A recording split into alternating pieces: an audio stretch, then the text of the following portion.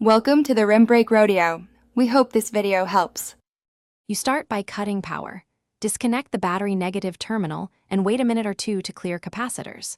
Once done, remove the dash trim screws and carefully pry panels where clips hide. Label 5 to 10 fasteners so reassembly is simple.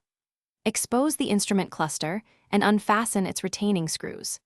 Make sure to identify whether the cluster uses LED backlighting or replaceable incandescent bulbs, because the replacement method and parts differ. Keep a magnetic tray handy for small screws.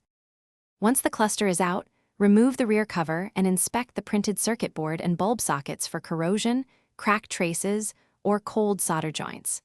Use a 12V probe or multimeter to test incandescent bulbs and check LED modules with a compatible driver or diode check function.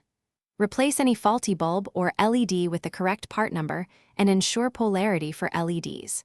If you find cracked solder joints, re-solder them with a fine-tip iron, proper flux, and ESD grounding to avoid. Reinstall the cluster into the dash, reconnect the harness firmly, and torque the retaining screws evenly so the unit sits flush. Once done, reconnect the battery and turn the ignition to verify backlighting, gauge movement, and warning lamp behavior. Adjust dimmer settings and test during night mode to confirm brightness. If a light still fails or behaves oddly, check related fuses and ground points. Then reopen the cluster to re-examine solder joints and connectors. Often a missed cold joint or loose pin is the culprit. Thanks for watching. Consider subscribing if we helped you.